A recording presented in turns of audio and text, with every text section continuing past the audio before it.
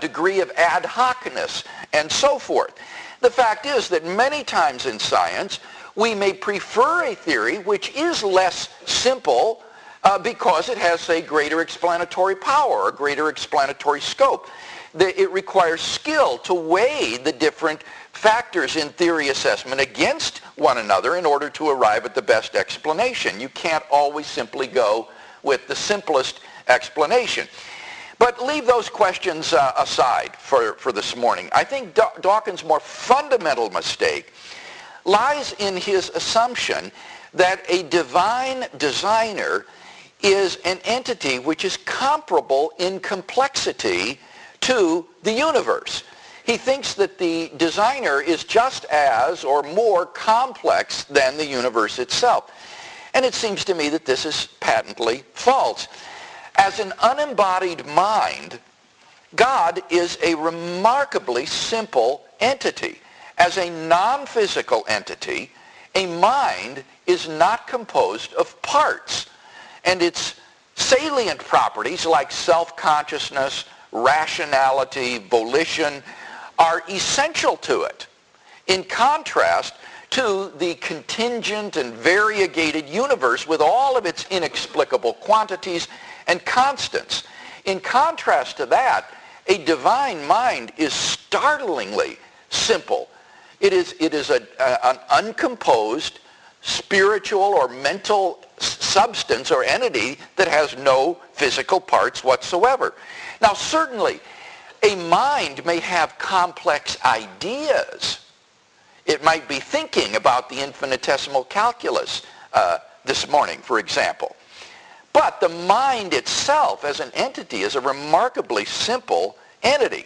Dawkins has evidently confused a mind's ideas, which may indeed be very complex, with a mind itself, which is a remarkably simple entity.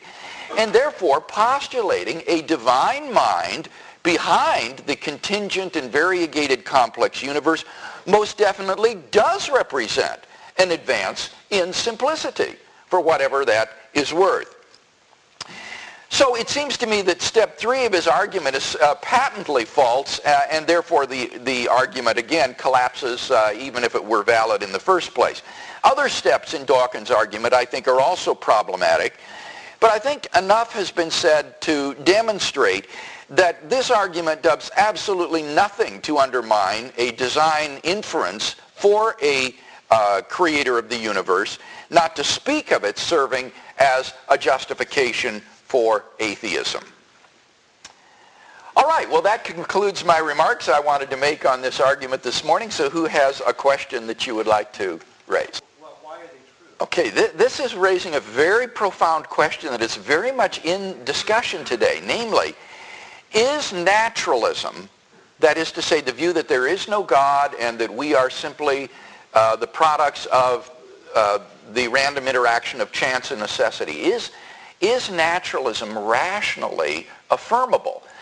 And Alvin Plantinga, who is probably the greatest living Christian philosopher today, has argued that in fact naturalism cannot be rationally affirmed.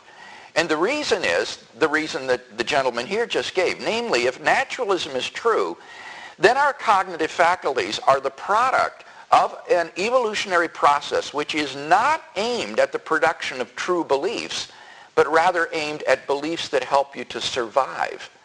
Our cognitive faculties are selected for their survival value, not for their truth-tracking ability.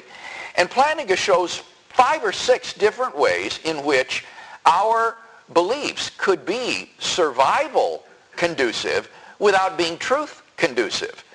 So that on naturalism, you have a defeater for your own beliefs. That is to say, you believe that these faculties, your cognitive faculties, are not aimed at truth, but merely at survival, and that therefore the beliefs you hold are beliefs that you have simply because they had survival value, not necessarily because they have truth value. But if that's true, then you see your own conclusion that naturalism is true is something that's undermined because it's not the product of belief-forming mechanisms that are aimed at truth, but just survivability.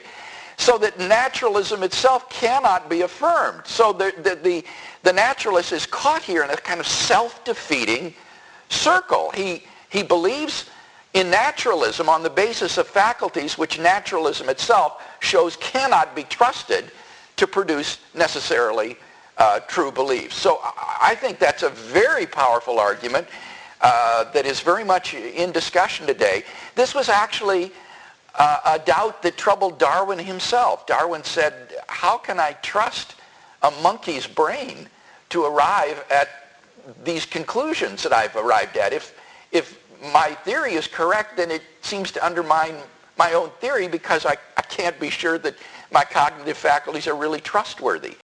So you're right in pointing this out. I didn't press that argument, of course, this morning, but that is a problem that the naturalist has to address. Yes? So why is that? Yeah. The question here, for those who didn't hear, was in the natural world, one sees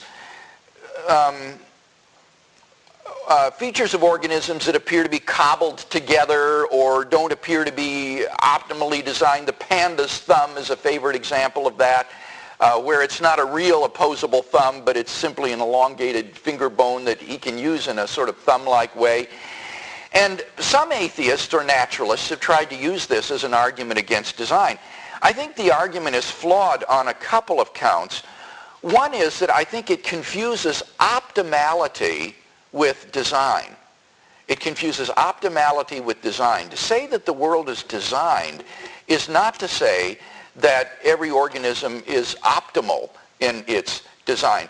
This was a point that was made long ago by William Paley in his Natural Theology back in 1804. He said, if I found a watch lying on the heath, I would recognize that this is the product of intelligent design, and that inference wouldn't be undermined even if the watch didn't keep perfect time.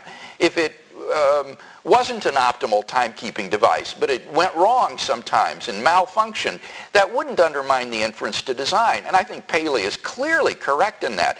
I was speaking with an electrical engineer once who made the point that in engineering, he said, all the time we make compromises on optimality in design because we have other overriding interests. For example, cost effectiveness.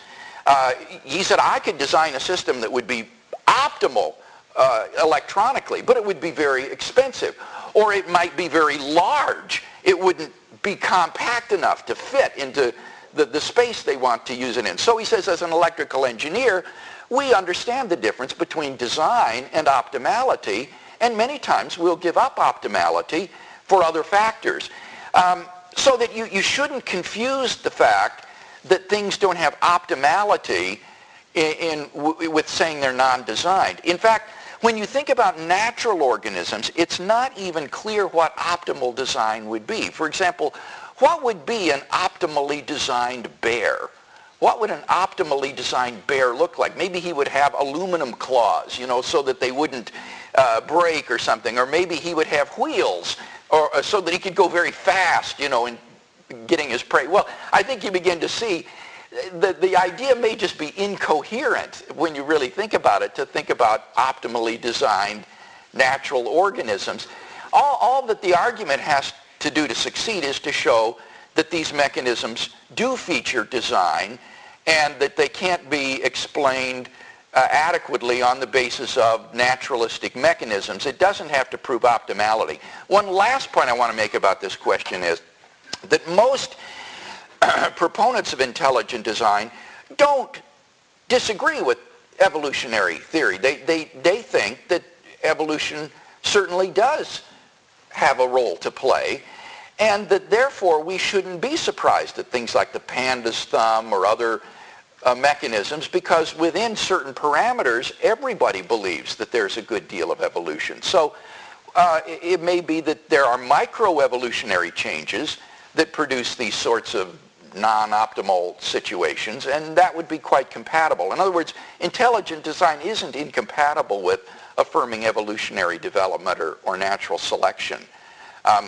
In fact, you notice that the argument as I framed it in response to the last questioner wasn't an argument against evolution. It's an argument against naturalism, But you could be a theistic evolutionist, for example.